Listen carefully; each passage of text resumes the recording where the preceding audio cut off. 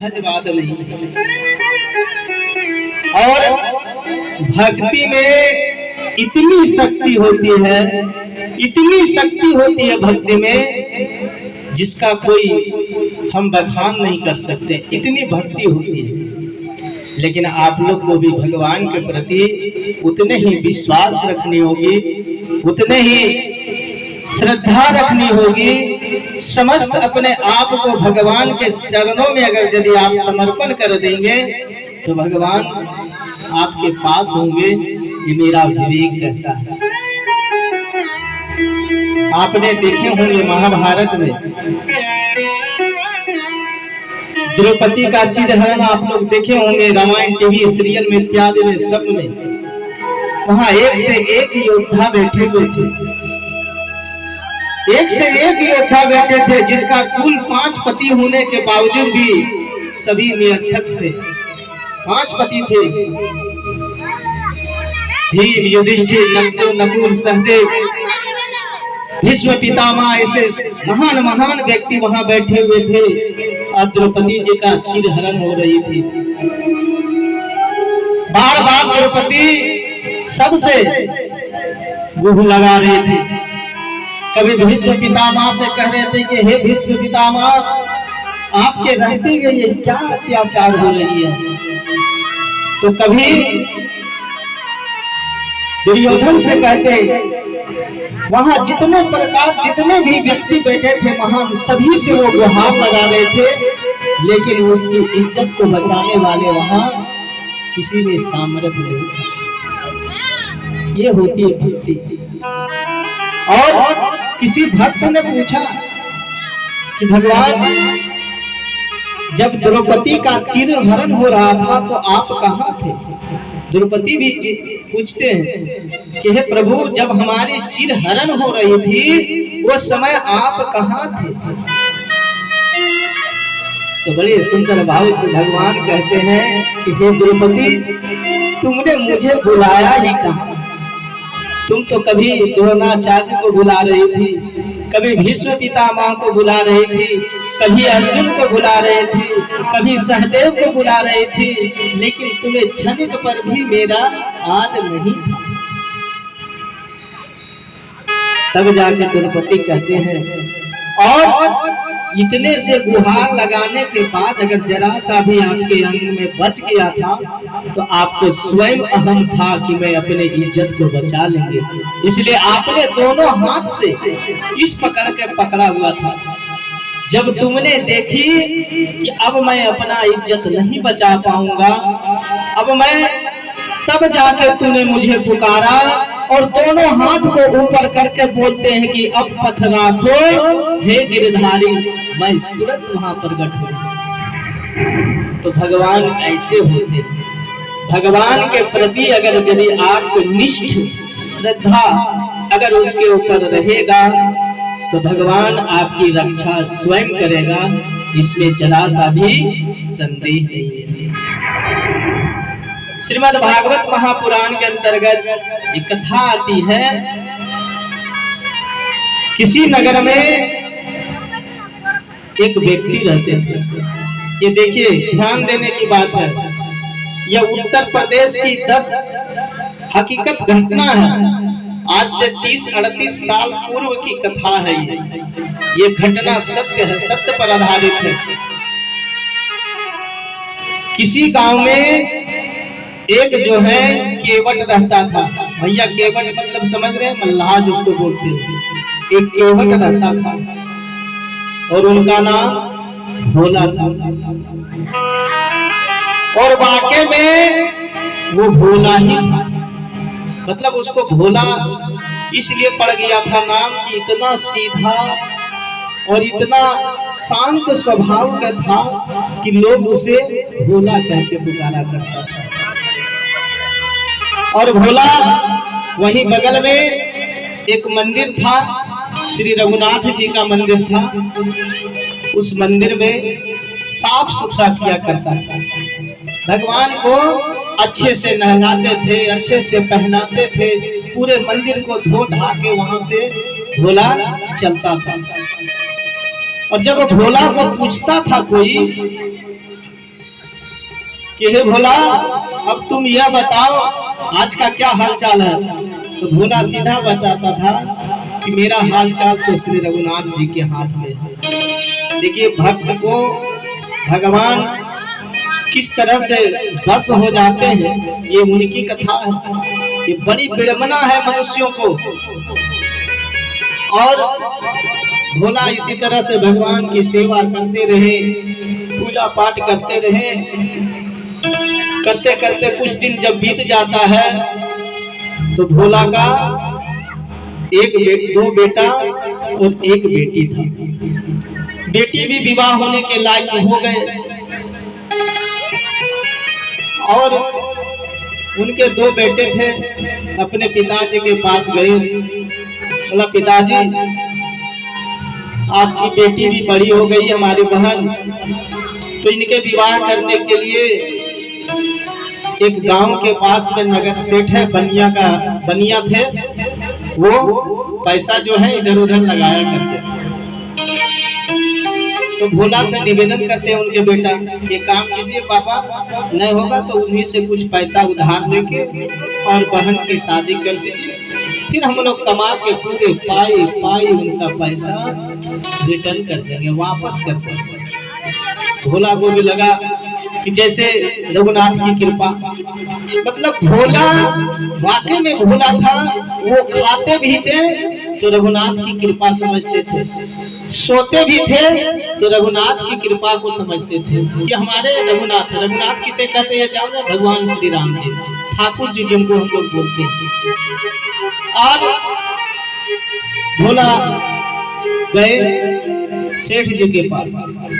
सेठ जी से बोले कि हे सेठ जी, हमें कुछ पैसा उधार दे दीजिए, इसका जो भी मूल्य शुद्ध होगा हम सब जोड़ के आपको वापस कर देंगे।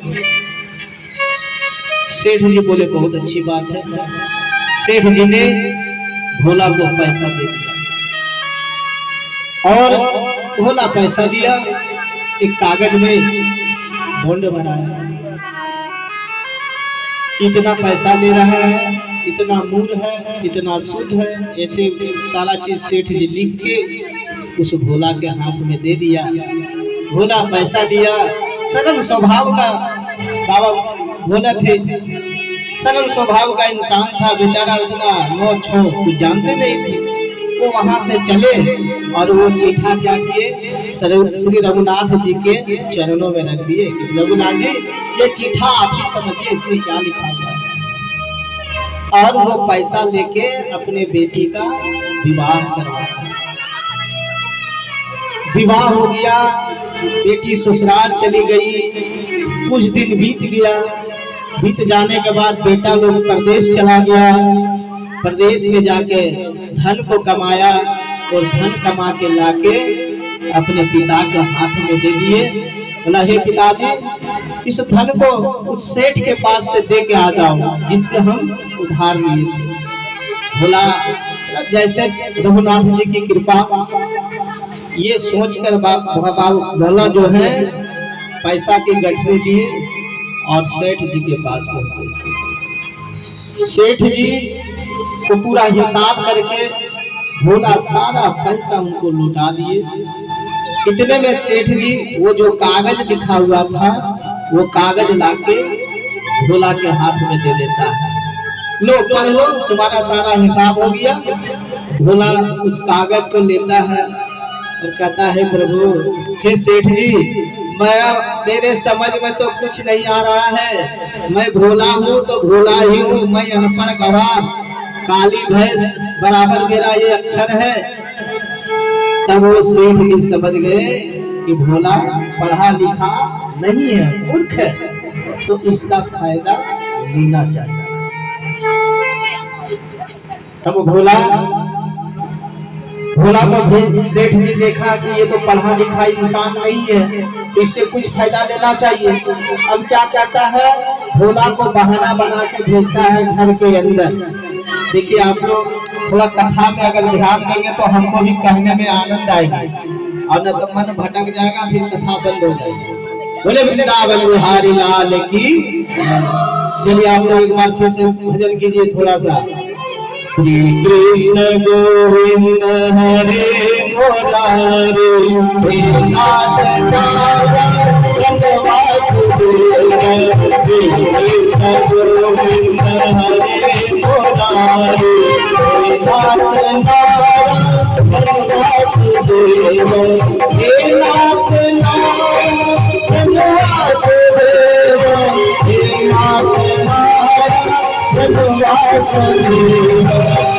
नाथ नारायण वासुदेव, हे नाथ नारायण वासुदेव, हे नाथ नारायण वासुदेव, कृष्ण गोविंद हरे मुरारे,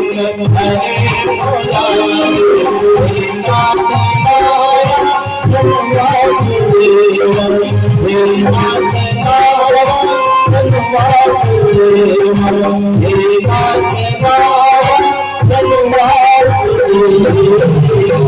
नाथ इसके बाद जब भोला वो कागज को जब नहीं पढ़ पाता है तो वो बनिया जो है, सेठ जी जो है, वो क्या करते हैं, उस भोला को बोलता जाओ घर के अंदर वहां से गिलास पानी ला दो। जब तक भोला अंदर जाता है उनकी पत्नी से जाकर कहते हैं कि सेठ जी जो है एक गिलास पानी मांगे, जल दो। जब तक वो जल लेते हैं तब तक वो सेठ जी क्या करते हैं, वो जो चीठा है वो अलग से रख लेते हैं और दूसरे चिट्ठी में जैसे तैसे कुछ लिख के भोला को दे देता है। अब भोला उस चिट्ठा को लिए अपना मगन थे और वहां से चले और वो चिट्ठा जो है रघुनाथ जी के चरणों में फिर से रख देते हैं कि प्रभु आप ही समझे, आप ही जाने और आप ही के भरोसे हम उनको दे भी दिए हैं, अब आप ही समझा। इसके बाद भोला अपना काम में मग्न हो गया, सारा काम क्रिया करने लगे। करते करते जब कुछ दिन बीत गए वो सेठ जी क्या किए, डायरेक्ट भोला के ऊपर केस कर दिए। भोला के ऊपर केस हो गया, वहां कोर्ट से नोटिस आया, भोला को वहां हाजिर होने के लिए बोला गया।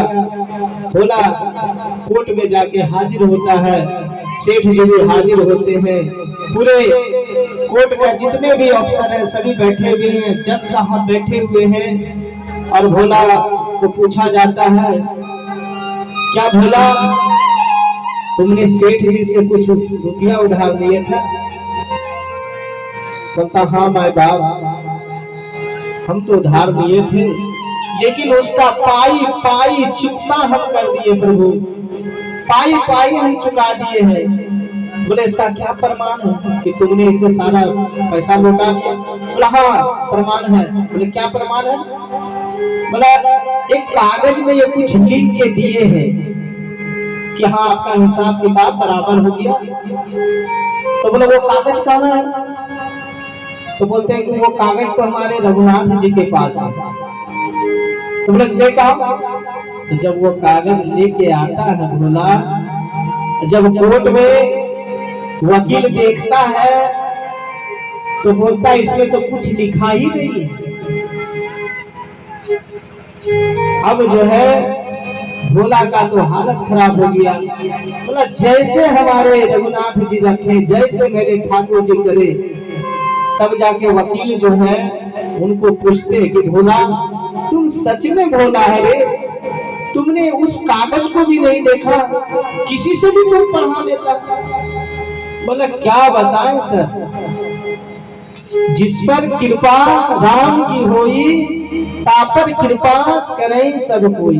हे प्रभु जिसके ऊपर श्री रघुनाथ की कृपा हो तो दूसरों की कृपा की क्या आवश्यकता है?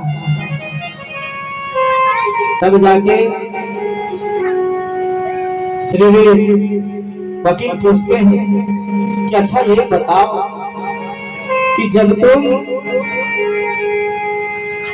सेठ जी को पूरे पैसा का हिसाब किताब जब किया तो वहां कुछ कोई और था?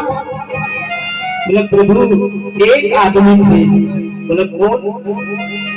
बोले वहां पर मैं, सेठ जी और हमारे रघुनाथ जी।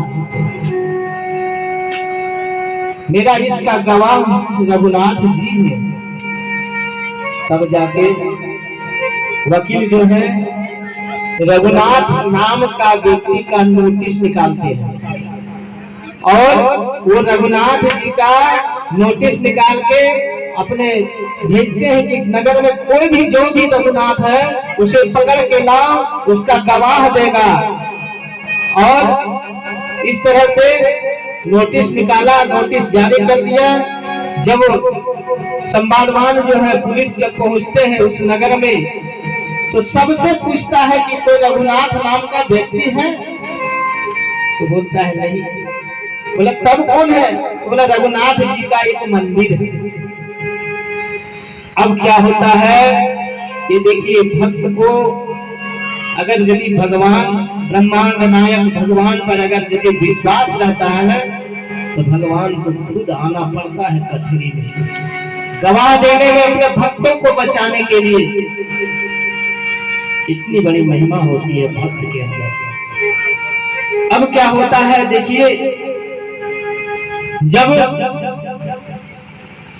भगवान 3 दिन का समय दिया गया और उस मंदिर में जाकर भोला जो है बैठ जाता है और भगवान से निवेदन करता है। सभी को पुजारी जी भी बोलने लगे कि ये तुमने क्या किया, रघुनाथ जी के ऊपर केस करवा दिया। बोला अब जो भी करेंगे हमारे प्रभु श्री रघुनाथ जी। और सुबह जब होता है 2 दिन बीत जाता है, तीसरा दिन जब बीतने वाला है तो क्या करता है भोला, बढ़िया से मंदिर को धो धा के बढ़िया बढ़िया वस्त्र इत्यादि जो भगवान को शयन करते या पहनाते समय पहनाया जाता था वो सारा कपड़ा रख दिए। बोला प्रभु आपको तो आना होगा, आज मेरा इज्जत को आपको बचाना होगा। प्रभु जोन सा आपको कपड़ा चाहिए ये कपड़ा पहन के आना होगा। अब देखिए भक्त के आगे भगवान कैसे विवश होते हैं। और भोला जाके अपने घर में जैसे तीसरा रात के पहला पहर में वो भोला को नींद भी नहीं आ रहा था कि कल मेरा क्या होगा, कल मेरा क्या होगा, मैं कैसे क्या करूंगा। इसके बाद भोला जो है कहते हैं दीन दयाल सुन भाई हरहु नाथ संकट भारी मंगल मंगलहारी जगहो सुदर्शत अजर